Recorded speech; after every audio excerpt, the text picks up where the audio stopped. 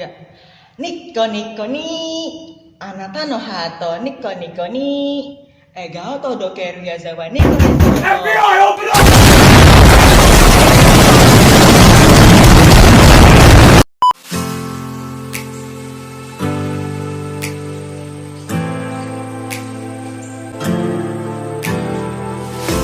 Halo para manusia, balik lagi dengan saya di channel yang membagongkan ini. Ya, pada kesempatan kali ini saya akan melanjutkan kembali alur cerita dari sebuah anime yang kemarin juga sempat aing bahas. Anime ini berjudul Godzilla Singular Point, episode 4-6, karena kemarin aing sudah selesai membahas dari 1 sampai 3. Jadi kita akan lanjutkan mulai dari 4 hingga 6. Oke lah, tanpa berbacot-bacot lagi, langsung aja kita cek kicrot.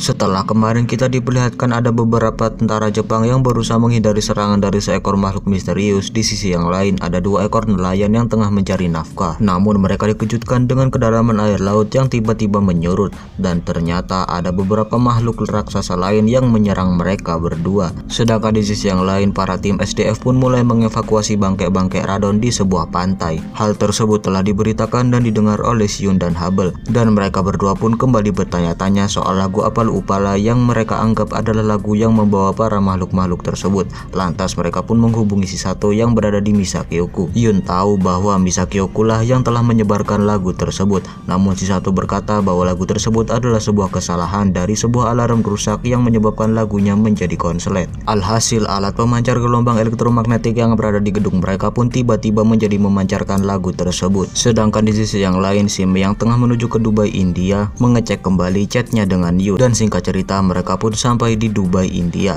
Diantar oleh suruhan Dr. Lee, mereka pun berangkat menuju ke lokasi Dr. Lee berada. Sedangkan di sisi yang lain, Shion dan Habil pun sampai di tempat pemakaman para radon. Dan tak lama Chisato pun datang dan menjelaskan semuanya tentang lagu Apal Upala langsung kepada Shion dan Habil. Setelah mendengarnya, Shion pun mulai menjadi curiga tentang kerangka misterius yang berada di bawah Misakyoku. Namun Chisato membantah bahwa tulang tersebut hanyalah tulang, tidak mungkin bisa memutar sebuah lagu. Lalu Chisato pun pergi. Lalu si Abel pun menanyai Shion, dari mana kau tahu mengenai tulang di bawah Misakyoku? Namun Shion membantah bahwa dia cuma omong ngasal-ngasal doang. Tapi mendengar perkataan Chisato, dia menjadi yakin bahwa di bawah Misakyoku ada sesuatu. Hingga ketika mereka menoleh, mereka mendapati bahwa ada salah satu bangkai radon yang pergi dari tempatnya. Mereka pun berspekulasi bahwa ada radon yang kembali hidup. Oke.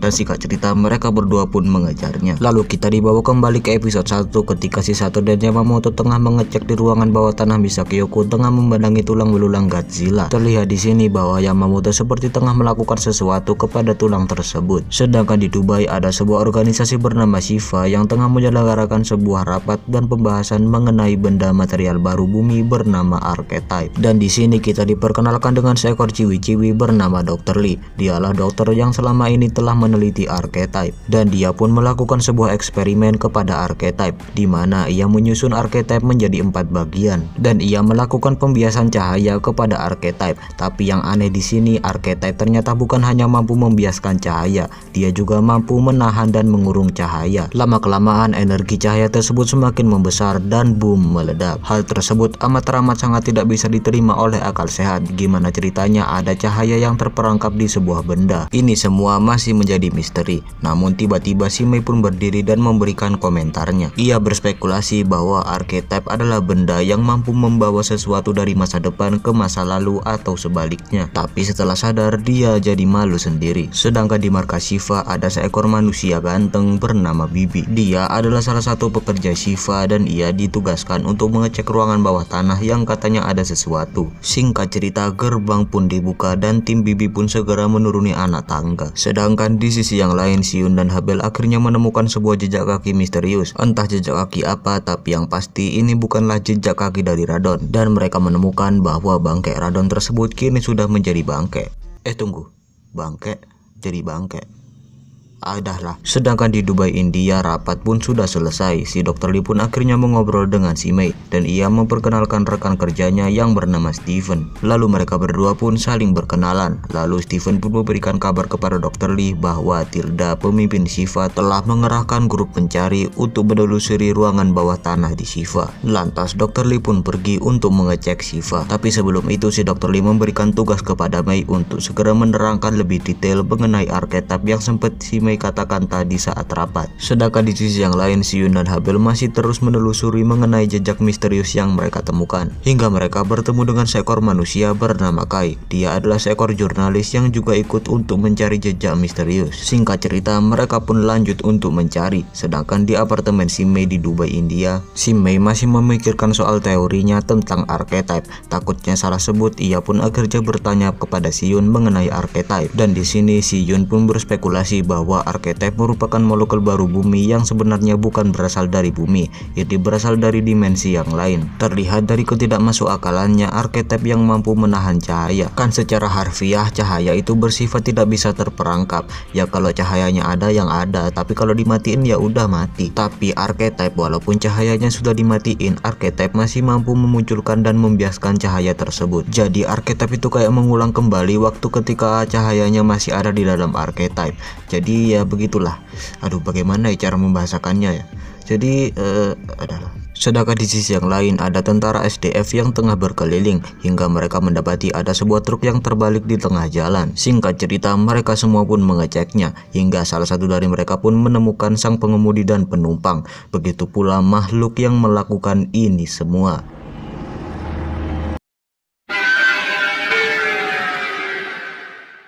Kita kembali ke dua nelayan yang nasibnya apes karena diserang oleh makhluk raksasa. Bukan hanya mereka yang apes, tim SAR yang berusaha mengevakuasi mereka berdua pun juga mendapat serangan dari makhluk raksasa tersebut.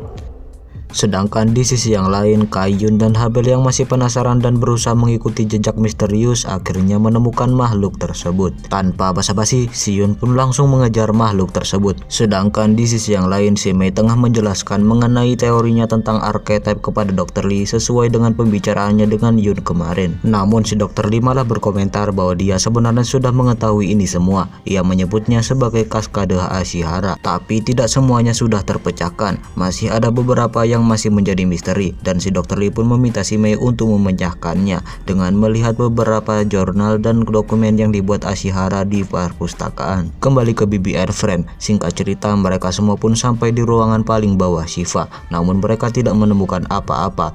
Namun ketika hendak ingin naik, mereka akhirnya melihat ada seekor makhluk raksasa yang muncul. Makhluk tersebut bernama Salunga. Makhluk tersebut pun tiba-tiba langsung meluncat dan berusaha naik ke permukaan. Si BBN Friend pun langsung bergegas untuk naik, dan tepat sebelum gerbang ditutup, mereka pun akhirnya berhasil keluar dan sang Salunga pun terkurung. Sedangkan di sisi yang lain, si Yun akhirnya berhasil menemukan makhluk misterius tersebut tengah meminum air di sebuah kolam kecil. Merasa tersinggung, makhluk tersebut pun menoleh ke arah si Yun hingga datanglah seekor pemburu dan ia pun langsung menembakkan sebuah peluru ke arah makhluk tersebut. Tapi anehnya makhluk tersebut malah memancarkan sinar dari duri-durinya dan memantulkan peluru tersebut. Setelah menoleh kembali, makhluk tersebut pun menghilang. Sedangkan di sisi yang lain, si Mei dan Yun tengah ngechat bareng dan sekali lagi membahas tentang arketip. Berdasarkan teori tentang paradoks, mereka pun berspekulasi bahwa arketip merupakan benda yang berasal dari dimensi lain. Dan pertanyaannya, bagaimana caranya arketip bisa berada di dimensi ini? Sedangkan di sisi yang lain, si satu tengah mengobrol-ngobrol dengan seekor manusia bernama Kanoko. Dia bekerja untuk Shiva, yang seperti kita tahu Shiva adalah organisasi yang tengah meneliti arketip, dan si satu pun mempunyai asumsi bahwa arketip ada hubungannya dengan tulang Godzilla di bawah Misakyoku. Terbukti dari foto lama seekor manusia bernama Dr. Ashihara, pemilik Misakyoku dan Shiva, yang tengah memamerkan tulang belulang Godzilla, yang dimana Dr. Ashihara adalah orang yang menemukan arketip dan juga yang menemukan tulang Godzilla. Jadi bukan kebetulan kalau dua benda tersebut ditemukan oleh satu orang yang sama. Dan tersiratlah kabar bahwa invasi Paradon kini sudah mencapai mencapai ke seluruh penjuru dunia. Yang berawal dari Asia kini sudah mencapai Eropa. Sedangkan di sisi yang lain, tim asosiasi pemburu, polisi, SDF dan Otaki Factory tengah berkolaborasi untuk melakukan pemburuan terhadap makhluk misterius bernama Anguirus. Hingga Shigoro pun bertemu dengan kawan lamanya yang bernama Gen. Dia akan ikut berburu dan mereka berdua pun saling sapa satu sama lain. Hingga kita diperlihatkan bahwa sekarang Jet Jaguar sudah sedikit di-upgrade dengan dilengkapi dengan roda ban supaya Jet Jaguar bisa bergerak lebih lincah. Dan singkat cerita, tim pemburuan pun gas. Hingga setelah ditunggu-tunggu, raungan dari sang Anguirus pun mulai terdengar dan terlihatlah para tim pemburuan yang tengah kabur tunggang langgang karena dikejar oleh Anguirus. Dan cerdasnya si kakek Goro malah ketiduran di dalam Jet Jaguar sehingga si Gen pun memberanikan diri untuk melancarkan tembakannya kepada sang Anguirus. Dengan tembakan tombaknya ia pun melancarkan serangannya, namun si Anguirus malah memantulkannya. Hingga ketika si Gen terpojok, sang Jet Jaguar yang dikendarai oleh si Goro pun datang dan bersiap untuk bertempur. Dengan sedikit sengklekan leher, ia pun bersiap untuk baku hantam. Lalu kita pun diperlihatkan mengenai invasi Pararadon secara langsung. Terlihat bahwa sekarang Pararadon semakin mengganas dan menjadi semakin brutal. Sedangkan di sisi yang lain, si Sato dan Yamamoto tengah menengok beberapa foto-foto lama dari penelitian Dr. Ashihara. Terlihat di sini bahwa Dr. Ashihara sebenarnya pertama kali menemukan debu merah dari seekor ubur-ubur. Sedangkan di Shiva, Tilda dan Bibi tengah membahas mengenai kemunculan makhluk misterius di bawah Shiva. Mereka berdua semakin bingung karena sebenarnya kemunculan Salunga sudah diperingatkan dan diprediksi oleh Dr. Ashihara. Sedangkan di Dubai, India, si Mei dan Peruto yang kini sudah mendapat tubuh baru tengah mencari mengenai dokumen Dr. Ashihara. Dan singkat cerita, ia pun berhasil menemukannya. Namun ia bingung karena isinya hanya seperti coretan-coretan bocil kematian yang sangat amat sangat gak jelas. Namun kecuali coretan, dia juga menemukan beberapa perkataan gak jelas. Walaupun membagongkan, ia tetap berusaha menelusurinya lebih dalam. Hingga si Kanoko pun datang dan berusaha membantu si Mei. Hingga mereka berdua pun saling ngobrol-ngobrol dan saling menyatukan teori masing-masing mengenai archetype. Si Kanoko mempunyai teori bahwa archetype itu memundurkan waktu, namun si Mei berteori bahwa archetype itu membelokkan waktu. Setelah ngobrol-ngobrol dengan bahasa sains yang sangat membagongkan, si Mei pun akhirnya mendapat jawaban dan ia pun pergi. Ia pun segera berlari mencari Dr. Lee dan setelah menemukannya, ia pun segera menjelaskan semuanya. Ia berkata, mekanisme di balik Ashihara Cascade adalah perubahan antara ruang dan waktu sehingga menyebabkan objek yang berada di ruang dan waktu tersebut akan diubah dan diputar sedemikian rupa sehingga menyebabkan objek tersebut akhirnya naik ke dimensi yang lebih tinggi. Hal ini sama halnya seperti angka 6. Jikalau angka 6 dibalik sedemikian rupa, maka angka 6 akan bisa menjadi angka 9. Mendengar itu, si Dr. Lee pun mengajak si Mei untuk ikut ke London. Sedangkan di sisi yang lain sedang terjadi pertempuran hebat antara Jet Jaguar melawan Anguirus. Dengan gerakan Jet Jaguar yang lincah, gesit dan spektakuler, ia pun baku-membaku hantam sang Anguirus. Namun Jet Jaguar masih belum sehebat Anguirus, hingga militer pun datang dan langsung menembaki Anguirus. Tapi tembakan tersebut dipatulkan kembali oleh Anguirus. Karena pandangan Anguirus teralihkan, si Jet Jaguar pun meminjam tombak milik si Gen. Dengan sedikit gojekan maut, si Jet Jaguar pun mengarahkan tombak tersebut tepat di area kepala Anguirus,